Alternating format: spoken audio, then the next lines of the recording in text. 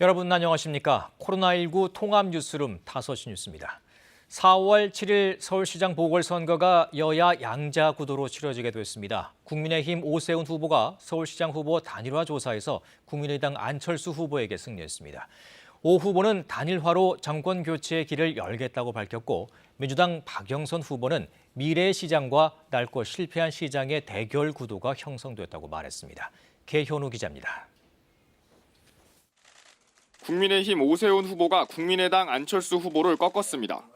서울 시민 3,200명을 대상으로 한 시장 후보 단일화 여론조사 결과입니다. 여론조사는 양당이 추첨으로 선정한 2개 여론조사 기관을 통해 어제 하루 휴대전화 조사 방식으로 진행됐습니다. 결과 발표 직후 오 후보는 단일화로 정권을 심판하고 정권 교체의 길을 활짝 열라는 시민들의 준엄한 명령을 반드시 받들겠다고 밝혔습니다.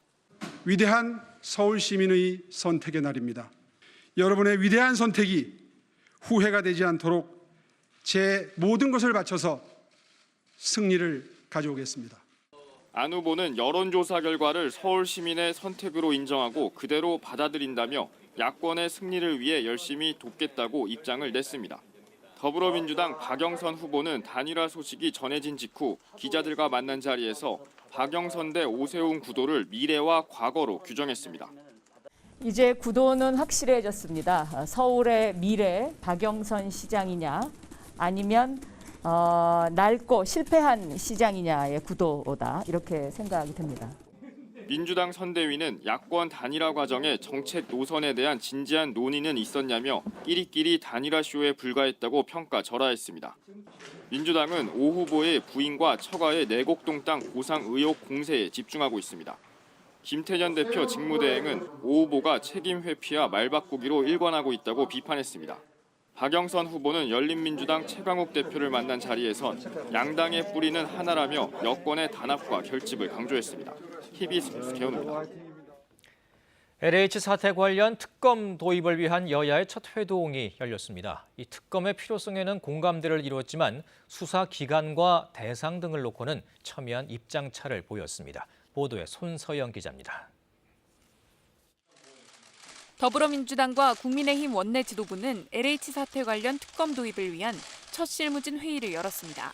민주당에서는 김영진 원내수석 부대표와 송기현 김회재 의원이, 국민의힘은 김성원 원내수석 부대표와 김도읍 유상범 의원이 참석했습니다. LH 사태와 관련해 특검 필요성에 공감대를 이룬 여야는 구체적인 수사 대상과 기간 등을 조율하기 위해 협의체를 가동했습니다. 양당 실무대표는 회의를 마친 뒤 기자들과 만나 대한민국에 다시는 부동산 투기가 살아남지 않도록 발본색원해야 한다는 의견이 있었다고 밝혔습니다.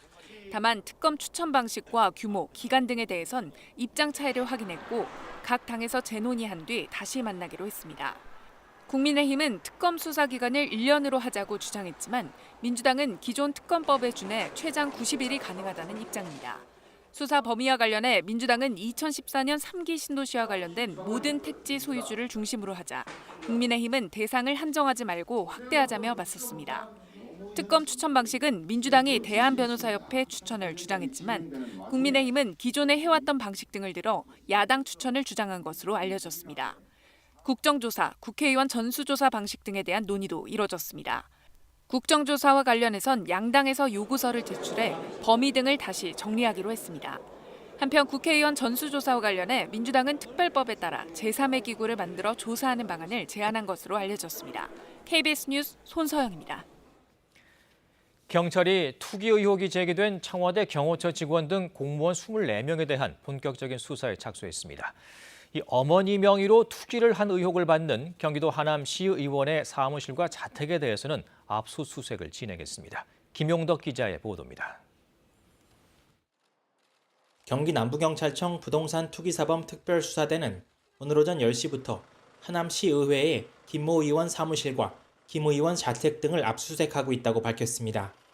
앞서 김 의원의 모친은 2017년 하남시 천연동 4개 필지 3,500여 제곱미터의 땅을 매입했는데 이곳이 교산 신도시로 편입되며 2배가량의 차익을 남긴 사실이 알려졌습니다. 이에 김 의원의 모친 명의로 투기한 것 아니냐는 의혹이 제기됐고 김 의원은 소속 정당이던 더불어민주당에서 탈당했습니다. 경기 하남시도 이번 사건과 관련해 직권조사에 착수했는데 조사 결과에 따라 수사 의뢰 혹은 부동산 가액의 30% 범위에서 과징금을 부과하는 방안을 검토한다는 방침입니다. 한편 경찰청 국가수사본부는 정부 합동조사단으로부터 수사 의뢰를 받은 지자체 공무원 23명과 청와대로부터 수사 의뢰 받은 경호처 직원 1명에 대해 경기 남부경찰청에 배당해 수사에 들어갔다고 밝혔습니다. 정부 합동조사단은 지난 19일 3기 신도시 투기 의혹에 대한 2차 조사 결과 토지 거래가 확인된 공무원과 공기업 직원 가운데 23명은 투기가 의심된다며 수사를 의뢰했습니다.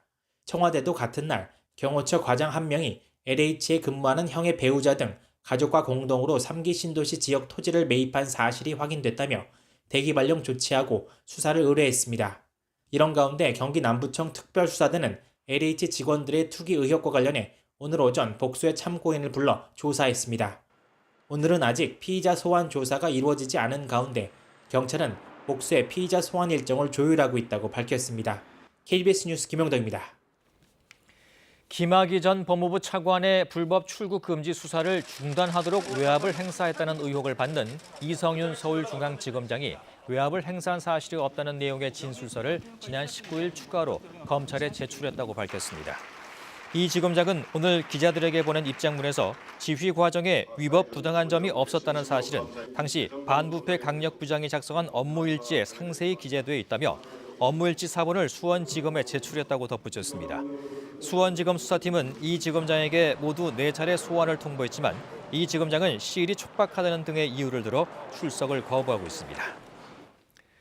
학대가 강하게 의심되는 아동을 부모 등 가해 의심자로부터 바로 떼어 놓는 즉각 분리 제도가 오는 30일부터 시행됩니다. 정부는 오늘 열린 국무회의에서 이런 내용의 아동복지법 시행령 일부 개정령안을 의결했습니다. 이에 따라 1년 안에 2차례 이상 아동학대 신고가 접수된 아동에게 재학대 위험이 있을 경우 지자체 보호 조치 결정이 있을 때까지 피해 아동을 가해 의심자로부터 분리해 보호할 수 있게 됩니다. 유엔 인권이사회가 조금 뒤 북한 인권 결의안 채택 여부를 논의합니다. 미국 등 40여 개국이 공동 제안국으로 이름을 올렸는데 우리 정부는 북한의 반발을 감안해 3년 연속 공동 제안국에는 이름을 올리지 않고 결의안 채택에만 찬성하기로 했습니다. 범기영 기자입니다. 유엔 인권이사회가 이르면 오늘 밤 채택할 예정인 북한 인권 결의안에 한국 정부는 3년 연속 공동 제안국으로 이름을 올리지 않기로 했습니다. 대신 컨센서스, 즉 결의안 합의 채택에만 참여합니다.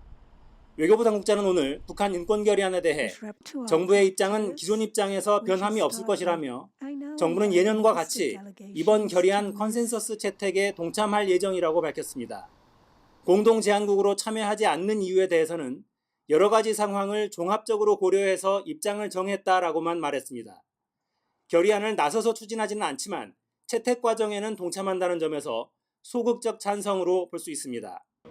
정부는 북한 인권 결의안에 2009년부터 10년간 공동 제안국으로 참여해오다가 2019년부터는 공동 제안국으로 이름을 올리진 않되 컨센서스로 이루어지는 결의안 채택에만 동참했습니다.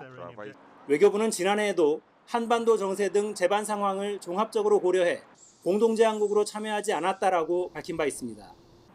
유엔 인권이사회는 스위스 제네바 현지 시각으로 오늘이나 내일 표결 없이 결의안을 합의로 채택할 예정입니다.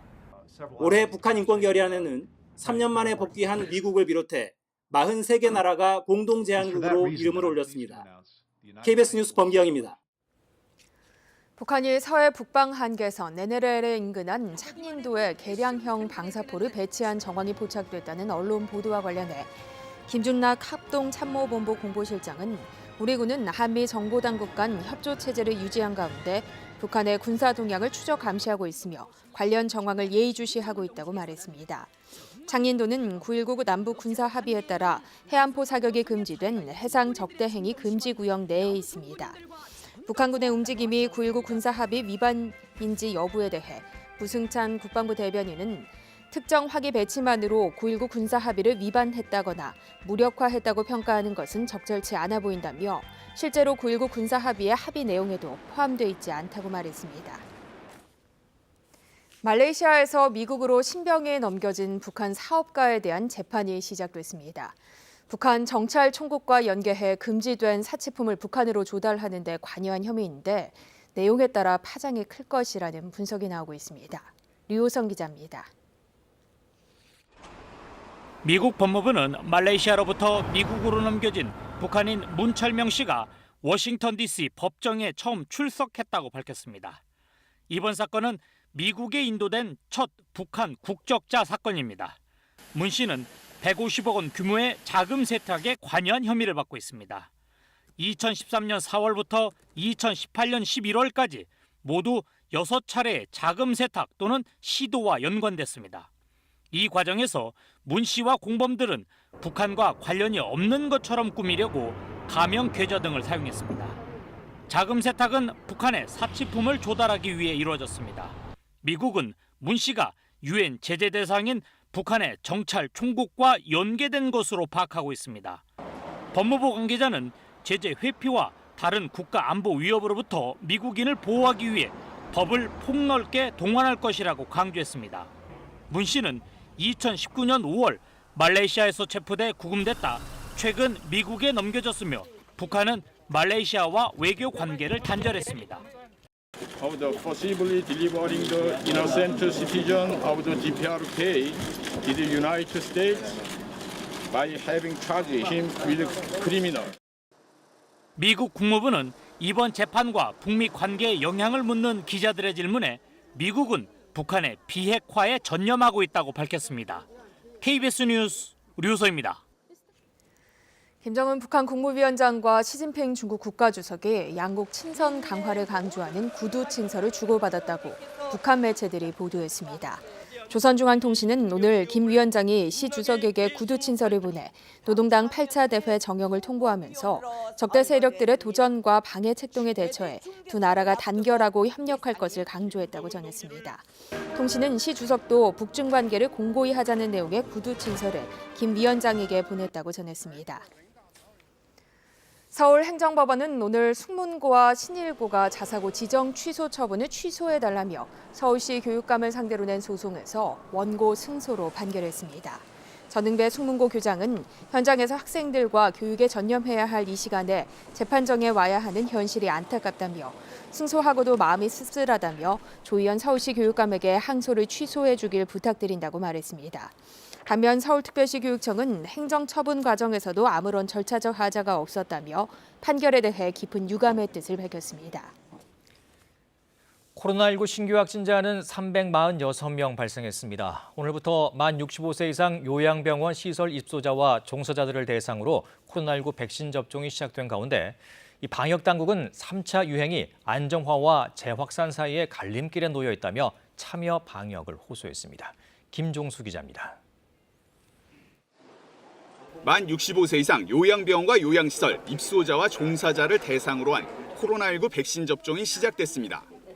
전국적으로 요양병원과 시설의 만 65세 이상 입소자와 종사자의 접종 동의율은 약 77%입니다.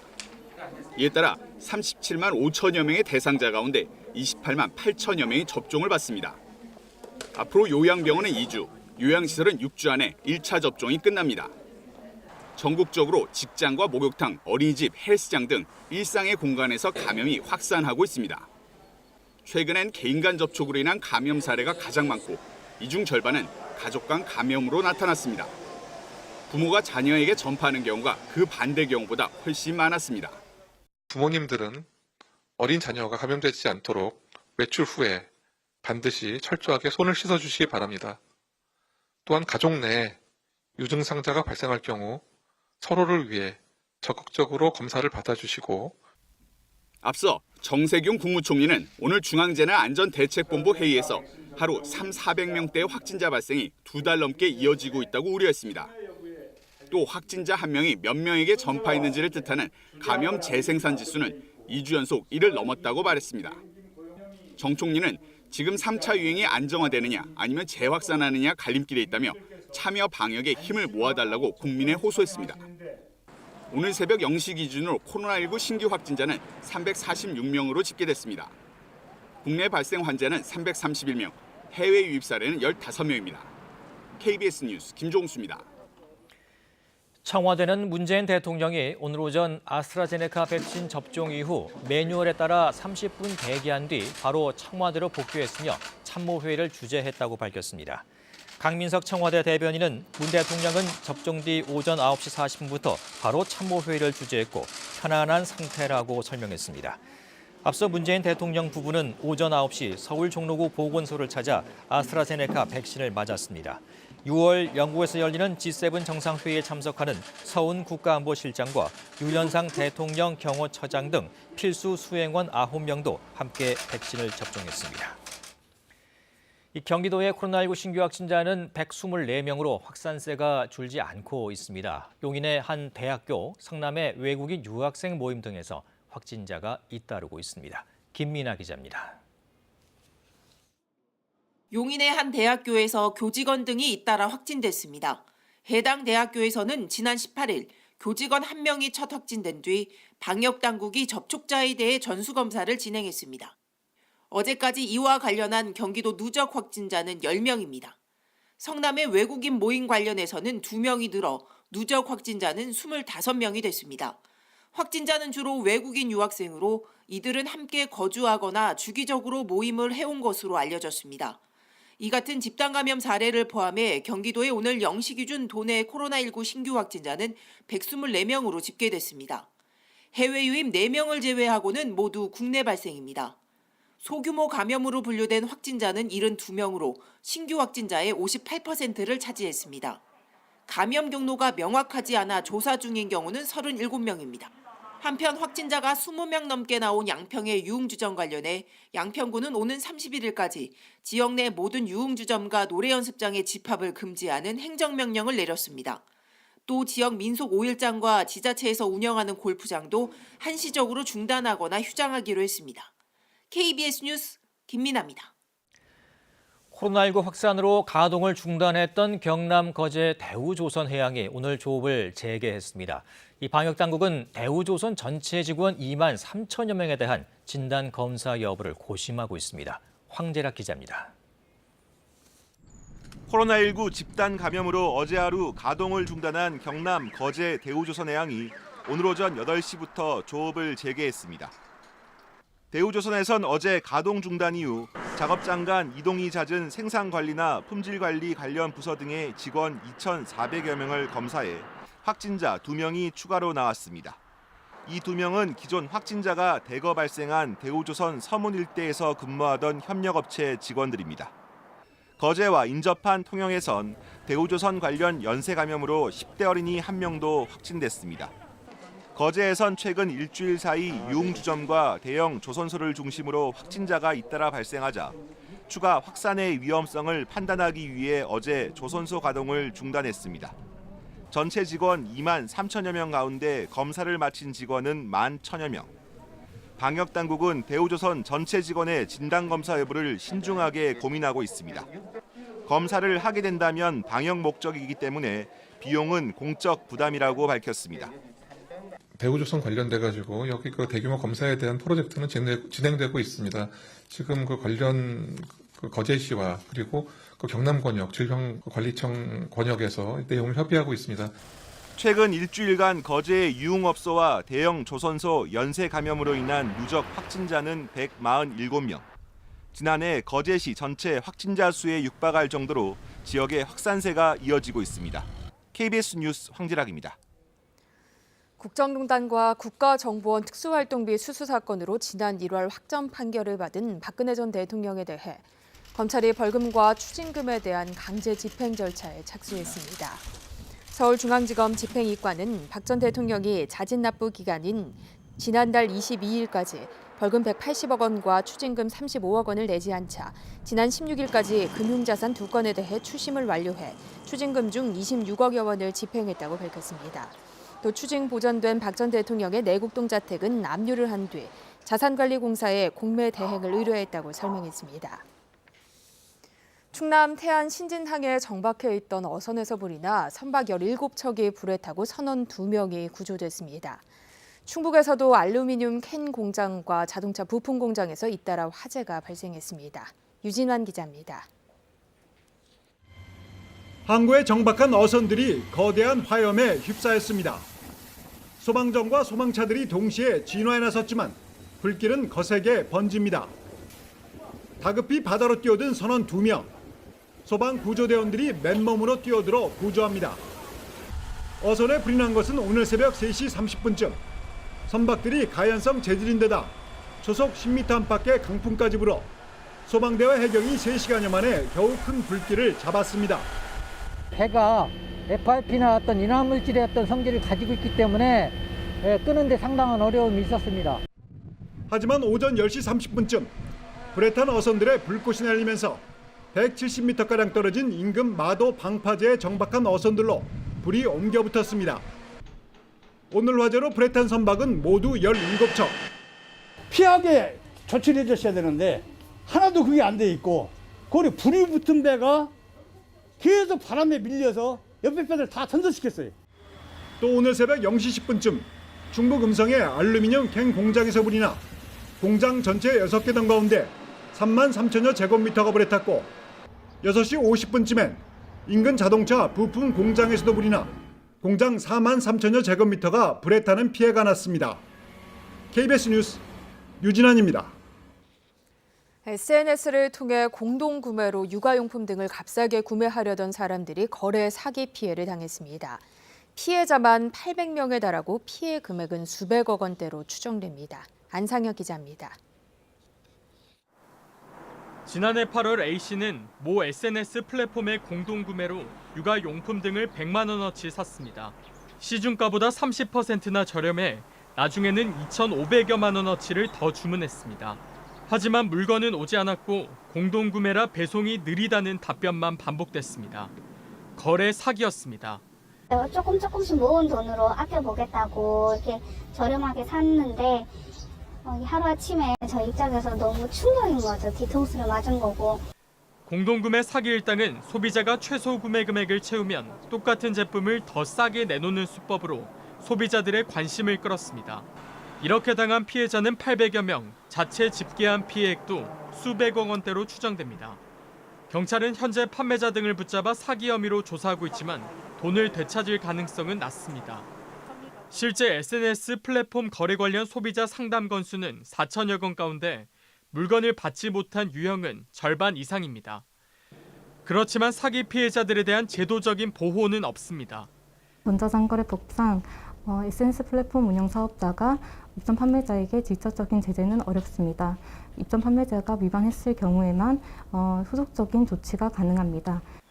SNS 플랫폼 사업자들의 책임을 강화하는 조치가 필요하다는 목소리가 커지고 있지만 소비자 보호에 관한 법률 개정안은 아직 입법 예고 단계에 머물고 있습니다. KBS 뉴스 안상혁입니다.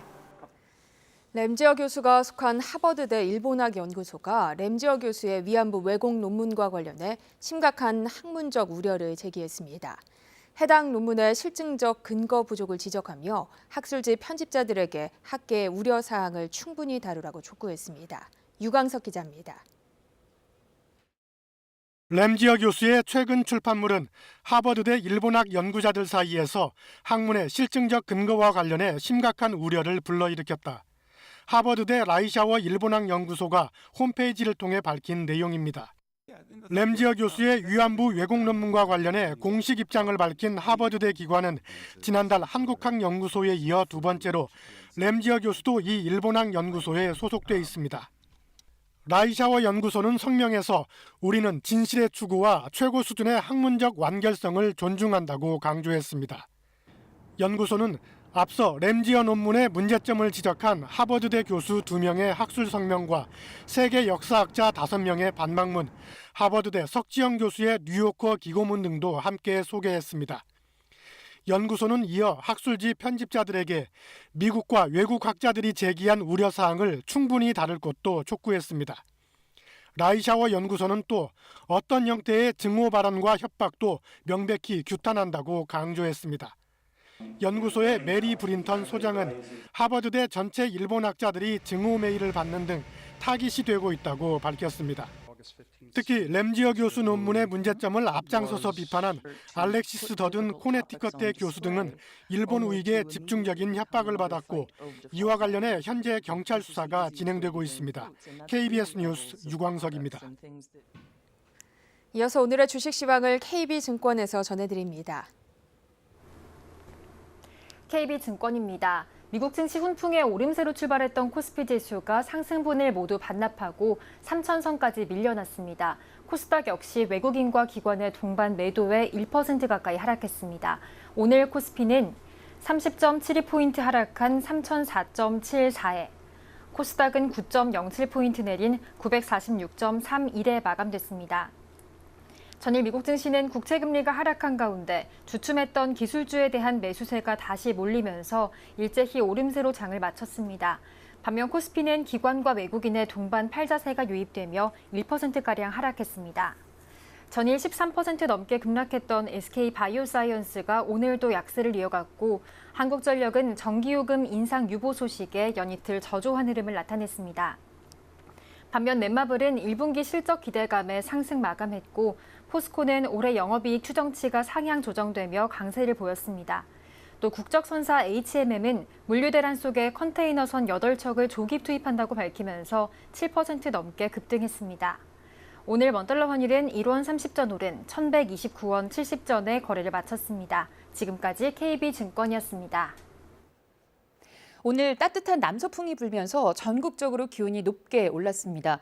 하지만 이 남서풍이 태백산맥을 넘으면서 고온 건조해져 동해안 지역에서는 실효습도가 급격하게 낮아졌는데요.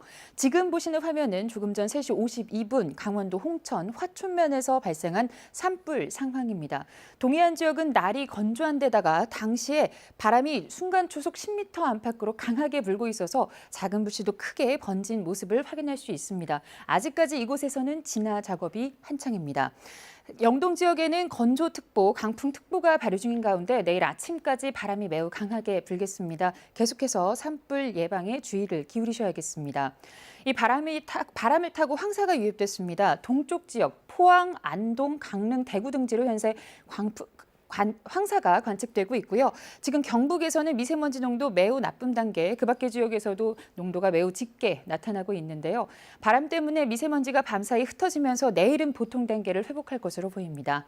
내일 아침 기온은 서울이 6도 등으로 오늘보다 높겠고 곳에 따라서는 안개가 끼겠습니다. 낮 최고 기온은 대부분 지역에서 20도 안팎까지 오르면서 날이 포근하겠습니다. 바다의 물결은 대부분 먼 바다를 중심으로 높게 일 것으로 전망됩니다. 주말에 비 예보 나와 있습니다.